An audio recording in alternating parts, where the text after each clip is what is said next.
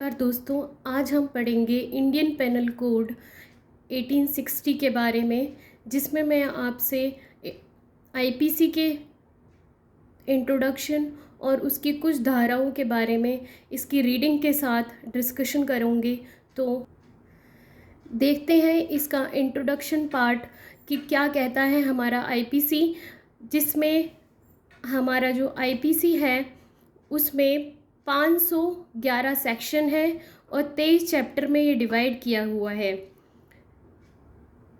ये हमारा कानून आज़ादी से पहले बना था, इसलिए इसकी स्थापना अंग्रेज़ों के ज़माने में लॉर्ड मकाले ने की थी, जो कि फर्स्ट लॉ कमीशन द्वारा पारित किया हुआ एक कोड था, जिसको गवर्नर जनरल ऑफ इंडिया की असेंट 6 अक्टूबर 1860 को मिली थी और यह एनफोर्समेंट में आया था 1 जनवरी 1862 को। तो हम सबसे पहले चैप्टर के साथ स्टार्ट करते हैं कि हमारा जो आईपीसी सेक्शन है वो क्या कहता है और क्या डिफ़ाइन करना चाहता है। तो इसका सबसे पहले इंट्रोडक्शन पार्ट में इसका प्रीएम्बल आता है, जो कि इसकी प्रस्तावना है। वो ये कहती है कि यह एक सब्सटेंटिव लॉ है। यह जो हमारा आईपीसी है, ये जनरल जो दंड के प्रावधान होते हैं, दंड के जितने भी कोड्स हैं उनको डिफ़ाइन करने का काम करता है। इसमें ऑफेंसेस को डिफ़ाइन किया गया है।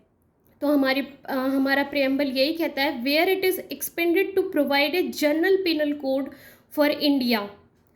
ये एक जनरल पनिशमेंट का कोड देता है इंडिया को, जो कि पूरे भारत पर लागू होता है।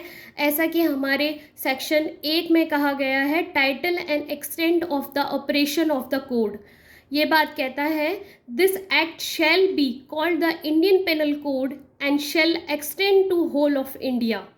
इसका मतलब ये है कि यह हमारे पूरे भारत पर लागू होता है, लेकिन Jammu and Kashmir recognition act 2019 से पहले यह जम्मू कश्मीर पर अप्लाई नहीं होता था। वहाँ पे रणधीर सिंह पेनल कोड लागू होता था, लेकिन 2019 के Jammu and Kashmir recognition act के बाद ये पूरे भारत पर लागू होता है। इसकी एनफोर्समेंट की डेट है 1 जनवरी 1862, जो कि अक्सर एग्ज़ाम में पूछी जाती है।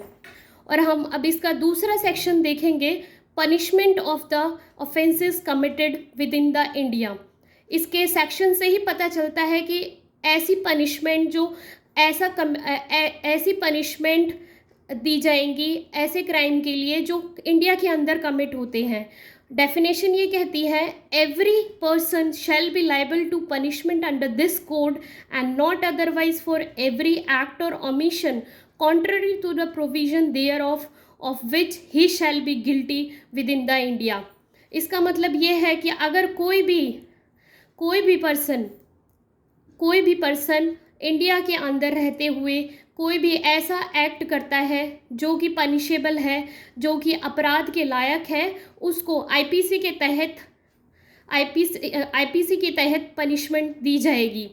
सेक्शन 3 पर आते हैं, punishment of offences committed beyond but which by law may be tried with in the India.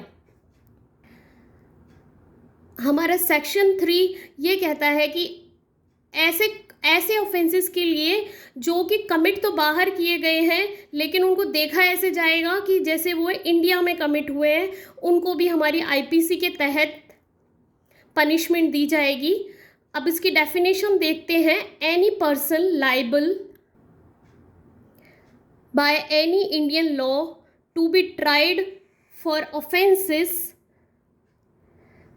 committed beyond shall be dealt with according to the provision of this code for any act committed beyond the India in the manner as if such act had been committed within India।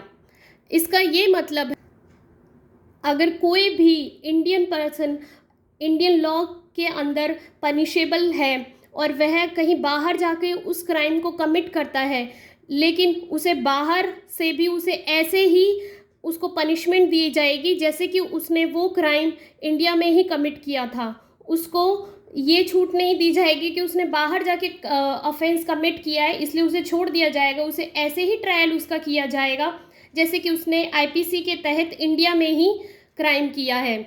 तो अब हम अगले section पर आते हैं, section 4, extension of code to extra territorial offences.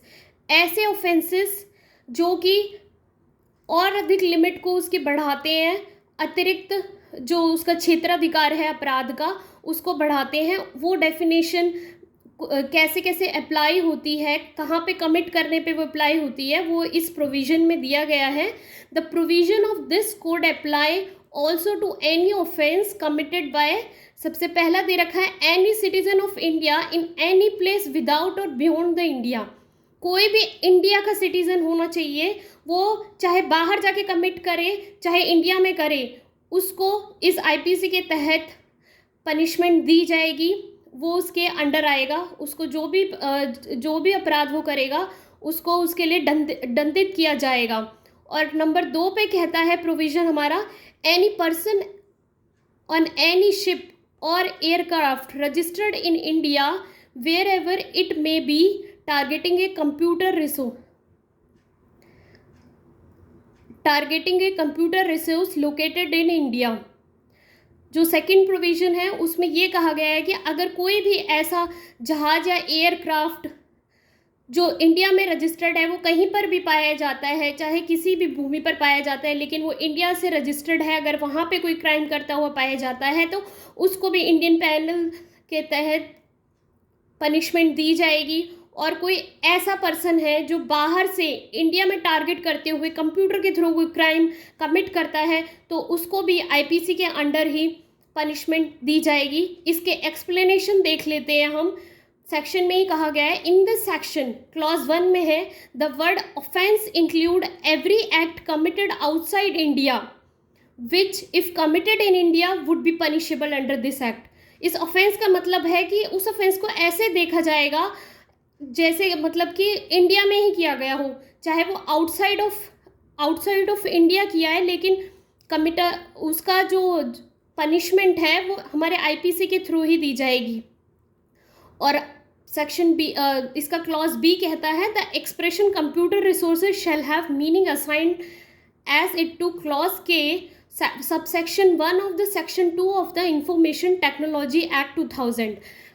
Computer resource की जो definition है हमारे टेक्नोलॉजी आईटी एक्ट के सबसेक्शन 1 के सेक्शन 2 में जो दी गई है वही डेफिनेशन यहाँ पे अप्लाई होती है।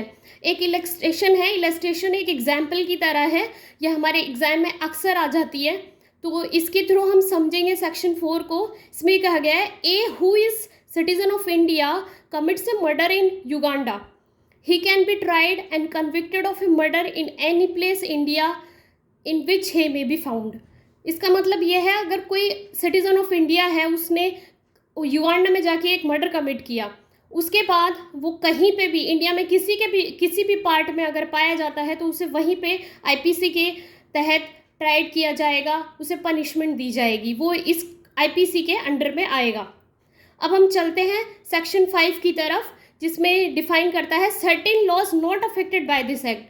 मतलब कुछ ऐसे कानून हैं, कुछ ऐसे एक्ट हैं जो हमारे आईपीसी से अफेक्ट नहीं होंगे। उसमें हम देखेंगे डेफिनेशन क्या कहती है। Nothing in this act shall affect the provisions of any act for punishing the mutiny and desertion of the officers, soldiers, sailors, airmen in the services of the government of India or provisions of any special and local laws। इसमें यह कहा गया है कि government of India की services से related जो भी कानून है, चाहे वो हमारे सैनिकों से रिलेटेड हो, हमारे सोल्जर से रिलेटेड हो, हमारे एयरमैन से रिलेटेड हो, अगर उनकी म्यूटनी की बात आती है, जैसे कि उन्होंने कोई बगावत करी हो या डेजर्शन किया हो अपनी सर्विसेज से, उसका जो ट्रायल है या फिर उसकी जो पनिशमेंट है वो आईपीसी अफेक्ट नहीं करेगा। उसके अपने अलग कानून है, वो उसके हिसाब से उन्हें पनिश किया जाएगा। ऐसे ही हमारे जो कुछ स्पेशल लॉज बनाए जाते हैं, कुछ हमारे लोकल लॉज होते हैं हर स्टेट में, लोकल लॉज जैसे कि हमारे रेंट कंट्रोल एक्ट हो गया या फिर किसी स्टेट का कोई स्पेसिफिक लॉ हो गया, तो वो उसमें अगर कोई पनिशमेंट निर्धारित है किसी ऑफेंस के लिए, तो वो प्रिवेल करेगी, हमारा आईपीसी उसे अफेक्ट नहीं करेगा। ऐसे ही हमारे स्पेशल लॉज होते हैं जो कि पूरे सेंटर पर अप्लाई होते हैं। तो जैसे कि एग्जाम्पल के लिए मैं आपको बता देती हूँ, जैसे कि हमारा पॉस्को एक्ट हो गया, या फिर हमारा किसी भी अदर वुमेन से रिलेटेड कोई भी ऐसा एक्ट है जिसमें स्पेशल पनिशमेंट दी गई है, तो वो प्रिवेल करेगी। तो वहाँ पे हमारा आईपीसी उस एक्ट को अफेक्ट नहीं करेगा। तो मैं सोचती हूँ कि यहाँ तक आपको इंट्रोडक्शन पार्ट में कि हमारा जो क्या कहते हैं आईपीसी कहाँ कहाँ अप्लाई हो सकता है, उसकी जो जुरिडिक्शन है वो आपको थोड़ी बहुत समझ आई होगी। धन्यवाद।